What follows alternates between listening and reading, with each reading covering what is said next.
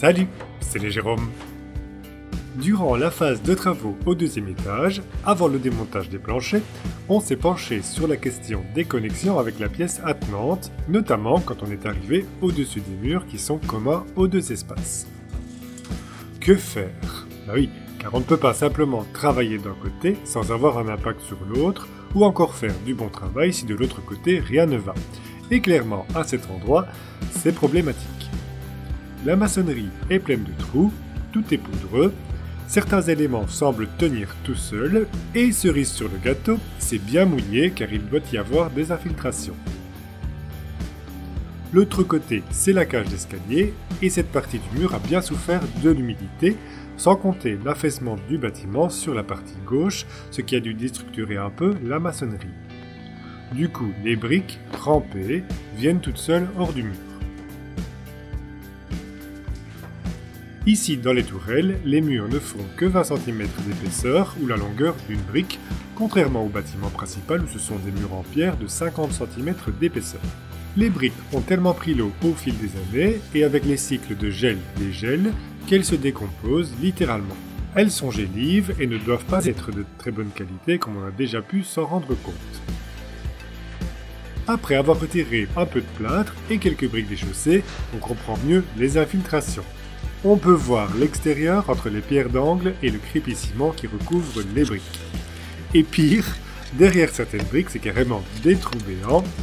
Tout est poreux, friable et, est-il besoin de le mentionner, en très mauvais état. Pas étonnant donc ces dégradations dues à l'humidité à cet endroit. Et tout cela n'est également que bizarrerie et transformation, comme ce gros conduit en plomb. On pense avoir compris son utilité. L'eau qui venait des chéneaux sur la partie tourelle devait être captée derrière la ceinture qui couronne les tourelles. Pas bête, car le bandeau de maçonnerie ne facilite pas l'écoulement des eaux, surtout au temps des ainsi. À l'époque donc, l'eau était captée et dirigée au travers du mur, avec ce conduit en plomb vers la gouttière. On peut d'ailleurs voir dehors le rebouchage par lequel devait sortir le tuyau. Et cela se devine sur l'autre tourelle, sur cette ancienne carte postale. Bref, aujourd'hui il y a toujours de l'eau stagnante car cela ne s'écoule pas facilement depuis les chéneaux. Les trous, un peu partout, sont situés sous cette décoration au niveau de la fausse corniche, faite d'enduit imitation pierre et qui est très dégradée et prend l'eau de partout. Et les bandeaux, on pense qu'ils ont été ajoutés dans un second temps. La corniche décorative est en dessous, et quand on regarde un peu plus près la structure du toit, depuis l'intérieur, côté nord, où il n'y a pas de bandeau, les chevrons reposent sur une planche qui sert de sablière en haut du mur. Et côté sud, eh bien, c'est aussi le cas, sauf que par-dessus la planche, entre les chevrons, on a monté ce rajout en briques. Aujourd'hui, la planche entre ces briques hyper absorbantes et exposée, eh bien, elle est toute pourrie. Pas génial tout ça, alors que côté nord, tout va bien. Comme toujours, quand on constate de tels problèmes, après un temps de réflexion, on finit par se résoudre au fait qu'il va falloir démonter pour refaire au mieux tout cela. Commençons bien, commençons petit, avec le retrait des planchers au niveau du grenier.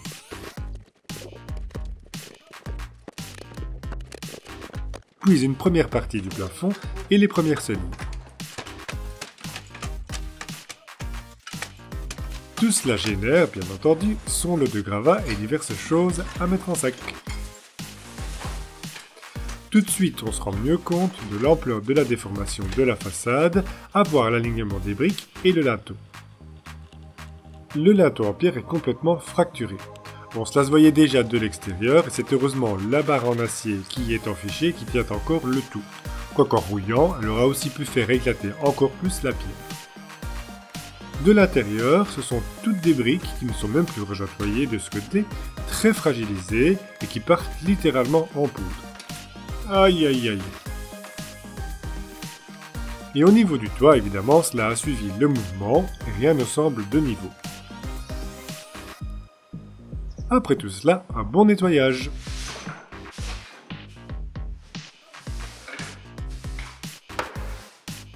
Dans cette tourelle qui est l'escalier, il reste quelques moulures décoratives en staff et autres ornements. Bon, en fait, de ce côté au plafond, il n'y a plus de moulure, ni la colonne traversante sur le plafond. Du côté nord, elle y est encore, heureusement, car cela montre le modèle qui sera à refaire pour l'autre côté. Autour des colonnes, le plafonnage du mur a bien souffert avec des infiltrations, alors on va le retirer lui aussi. On commence par retirer les plates. Sans surprise, le bois est pourri. Et derrière, encore des racines, témoignant d'une époque où la végétation avait envahi cet espace. Quelques protections, et c'est parti!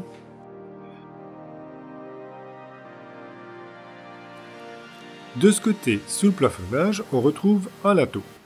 Étrange, car il n'y a rien derrière. Et vu l'appareil du mur, on pense que cela avait été prévu pour être ouvert à l'origine.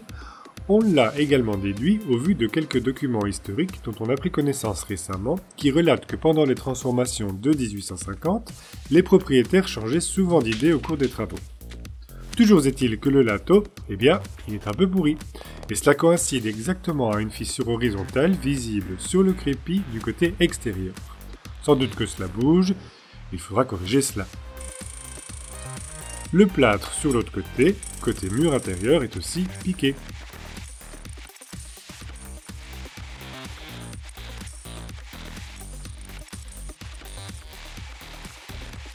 Et le mur n'est juste qu'un empilement de pierres et plus rien ne tient. Les solives en piteux état ne reposent qu'à peine sur un morceau de pierre instable en tête de mur. Même si cela ne semble plus rien soutenir, une partie de la charpente y repose, alors on a placé un étai par-dessous. On a laissé la colonne en staff intacte et on peut voir qu'elle a été collée au mur avant le plafonnage sur les côtés qui revenait un peu par-dessus. On finit par retirer les quelques morceaux de plâtre qui restent.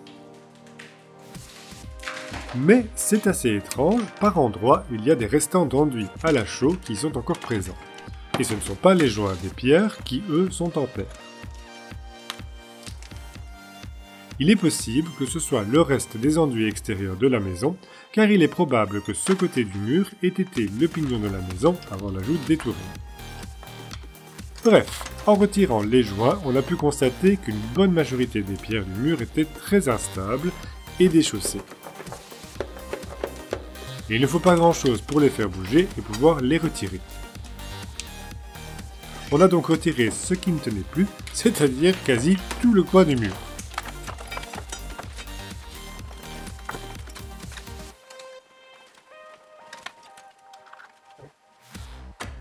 Et de fait, il n'y avait pour ainsi dire aucun croisement entre les deux façades. Pas étonnant puisque ce mur s'est enfoncé, mais aussi avec l'ajout des tourelles, après la construction du bâtiment principal, le coin n'a pas été idéalement réalisé et le chaînage n'est que sommaire. Dans tout cela, de nouveau énormément de racines qui avaient exploré la terre de la maçonnerie, qu'on suppose alors bien mouillée. Voilà, tout ce qui ne tenait plus est retiré, et tout a été nettoyé. Cette lacune dans le croisement des pierres est aussi certainement responsable du flanquement léger des pierres d'angle sur cette partie de la tourelle, comme on peut le voir depuis le dessus à l'extérieur. Et cela ne joue donc pas ce rôle de lien entre les deux murs. Mais on va refaire ça du mieux que l'on peut pour redonner un peu de cohésion à ce chaînage et par l'occasion aussi colmater les nombreux trous présents en façade, source d'infiltration puisque tout n'était rebouché parfois qu'avec des morceaux de briques. Avant cela, en vue du rejointoiement des pierres, on vide les joints en surface.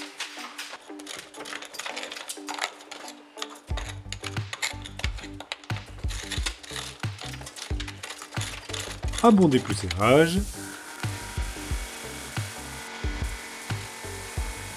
et arrosage,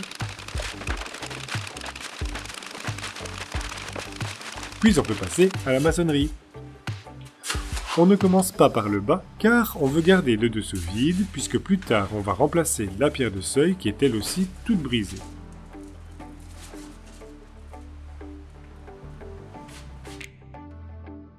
Rangée après rangée, on reconstitue la liaison des deux murs. Toujours en montant d'abord à blanc après avoir sélectionné les pierres appropriées.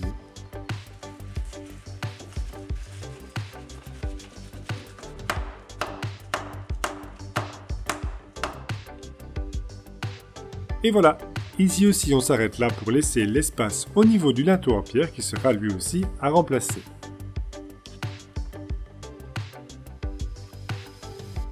On peut passer au rejointoiement des pierres du mur.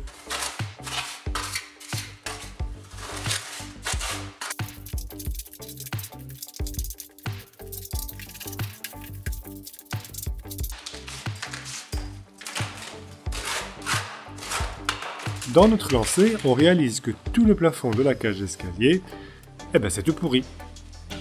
Excepté la partie où il reste la moulure, il n'y a plus rien, à part des traces d'humidité. Mais pour pouvoir y travailler, il faut qu'on aménage une plateforme. Pour cela, dans un premier temps, on termine de démonter le reste de la rambarde de l'escalier.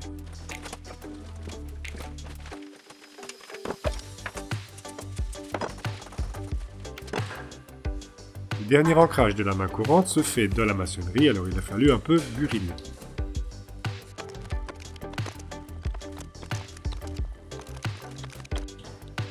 On est donc prêt pour installer une plateforme avec quelques étais et des solives qui viennent des planchers juste à côté.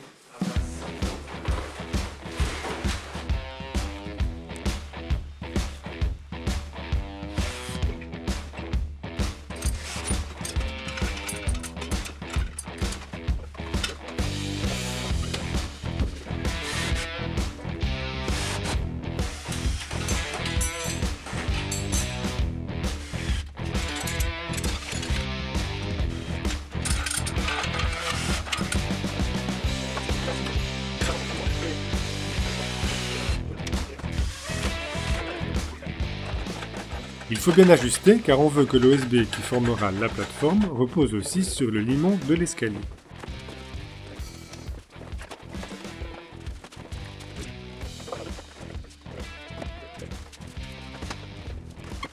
Et puis on pose l'OSB, toujours les mêmes plaques utilisées pour le plancher temporaire qu'on a maintenant démonté.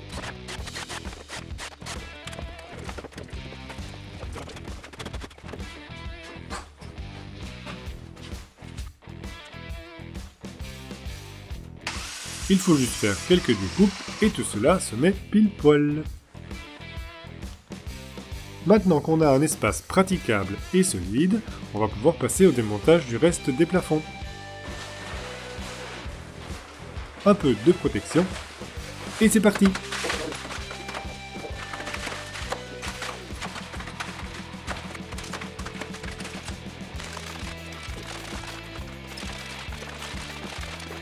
On tombe direct sur quelques vestiges, enfin déchets, et du bois qui n'a pas l'air en super état.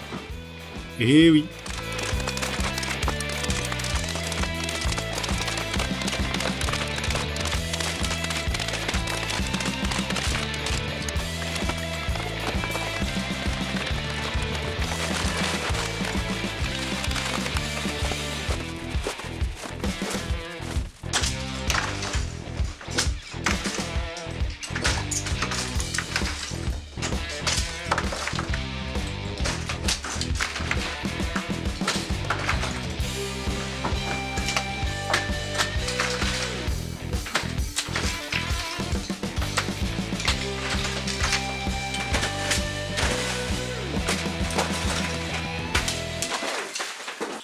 Bon, verdict, c'est pas fameux.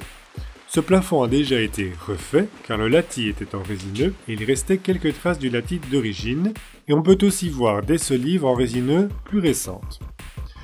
Mais le reste des solives, derrière tout ça, c'est bof bof. Surtout la poutre principale, qui soutient la croupe du toit principal et une des faces de la tourelle. C'est bien attaqué. C'est pile sous le chéneau au-dessus qui a constamment de l'eau stagnante, source d'infiltration. C'est dommage d'avoir refait le plafond mais pas réglé une bonne fois pour toutes la source des misères. Mais bon, on n'y était pas, on ne connaît pas les raisons des choix qui ont été faits. Voilà donc pour le démontage, on analyse ensuite la situation pour planifier les travaux nécessaires. Et c'est pas de la tarte. Car la toiture de la tourelle n'est pas en bon état. D'une part, elle a bougé, ce qui occasionne des problèmes d'eau stagnante, mais on se rend compte que la structure de la charpente a fortement souffert. En effet, le gros bloc de bois qu'on voit ici sert de point central pour lier tous les chevrons d'arrêté entre eux. En gros, cette pièce les connecte tous via des tirants, ce qui les empêche de s'écarter. Ces tirants, connectés au chevron via des assemblages tournemortaises, ne remplissent plus leur fonction car les assemblages sont hors d'usage. En principe, le poisson qui descend du haut de la tourelle ne devrait être que de la longueur suffisante pour se connecter au lien avec les chevrons. Mais aujourd'hui, vu la défaillance des tirants, il a été remplacé pour se reposer directement sur la pièce centrale et stabiliser la toiture. Cela change tout car la charge n'est plus reprise par les murs aux angles de la pièce, mais sur le centre via les solives et la contrainte d'écartement est entièrement encaissée par les murs. On réfléchit comment on va corriger et stabiliser ou refaire tout cela.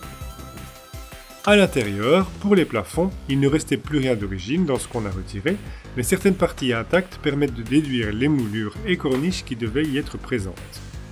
Comme le cadre en staff qui devait être au plafond à cet endroit, et on voit que là où il était encoché, ça a été rebouché. On réfléchit également à tout cela, même si c'est encore loin, et à vrai dire depuis un moment déjà, et on a fait pour preuve de concept un mini-test vite fait qui confirme qu'on devrait pouvoir arriver à les reconstituer. Dans le même temps, pour cette partie, à l'extérieur, il faut qu'on remplace les linteaux et seuils de fenêtre en pierre, car ils sont tous foutus, sans compter qu'ils pourraient encore se dégrader et des morceaux se détacher vu que c'est assez instable. Et tant qu'à faire, on les remettrait de niveau. Du coup, on pense aussi, si on fait cela et qu'on change la toiture, à refaire la maçonnerie au-dessus et le bandeau afin de remettre tout cela à l'horizontale. Et puis pour finir, cette corniche moulurée. La seule encore d'époque, car ailleurs cela a déjà été refait, mais avec un profil différent, ou alors simplement retiré et lissé avec de l'endurcissement. Elle n'est plus bonne à rien, mais elle nous donne quelques informations. Il s'agit d'une imitation pierre en enduit collée aux briques. Et cela nous donne aussi le profil des corniches pour cette façade. Détail intéressant, il semble qu'elle n'ait pas été posée d'une pièce, on peut voir que la partie basse s'est détachée avec le mouvement du bâtiment. Pour tout cela, il va aussi falloir qu'on envisage d'utiliser un échafaudage de façade. Dans le même temps, on en profiterait aussi pour piquer le crépissement de la tourelle, refaire la façade, les pierres d'angle et leurs joints, etc., etc. Le plus difficile dans tout cela est de coordonner le tout et de voir dans quel ordre on va procéder, car il s'agit là encore de gros travaux. Il faut encore qu'on analyse un peu, digère tout cela et qu'on y réfléchisse, ce sera de toute façon minimum pour la saison prochaine. Comme vous le voyez, il y a encore du pain sur la planche. Merci d'avoir suivi cette vidéo, on espère qu'elle vous a plu, portez-vous bien et à bientôt.